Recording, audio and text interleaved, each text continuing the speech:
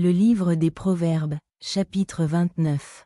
Un homme qui mérite d'être repris, et qui raidit le coup, sera brisé subitement et sans remède. Quand les justes se multiplient, le peuple est dans la joie. Quand le méchant domine, le peuple gémit. Un homme qui aime la sagesse réjouit son père. Mais celui qui fréquente des prostituées dissipe son bien.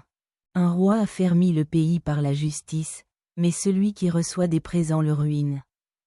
Un homme qui flatte son prochain tend un filet sous ses pas. Il y a un piège dans le péché de l'homme méchant, mais le juste triomphe et se réjouit. Le juste connaît la cause des pauvres, mais le méchant ne comprend pas la science. Les moqueurs soufflent le feu dans la ville, mais les sages calment la colère. Si un homme sage conteste avec un insensé, il aura beau se fâcher ou rire, la paix n'aura pas lieu. Les hommes de sang haïssent l'homme intègre, mais les hommes droits protègent sa vie.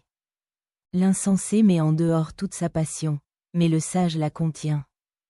Quand celui qui domine a égard aux paroles mensongères, tous ses serviteurs sont des méchants. Le pauvre et l'oppresseur se rencontrent. C'est l'Éternel qui éclaire les yeux de l'un et de l'autre. Un roi qui juge fidèlement les pauvres aura son trône affermi pour toujours. La verge et la correction donnent la sagesse, mais l'enfant livré à lui-même fait honte à sa mère. Quand les méchants se multiplient, le péché s'accroît, mais les justes contempleront leur chute. Châtie ton fils, et il te donnera du repos, et il procurera des délices à ton âme. Quand il n'y a pas de révélation, le peuple est sans frein, heureux s'il observe la loi. Ce n'est pas par des paroles qu'on châtie un esclave. Même s'il comprend, il n'obéit pas. Si tu vois un homme irréfléchi dans ses paroles, il y a plus à espérer d'un insensé que de lui. Le serviteur qu'on traite mollement dès l'enfance finit par se croire un fils. Un homme colère excite des querelles, et un furieux commet beaucoup de péchés. L'orgueil d'un homme l'abaisse, mais celui qui est humble d'esprit obtient la gloire. Celui qui partage avec un voleur est ennemi de son âme. Il entend la malédiction, et il ne déclare rien.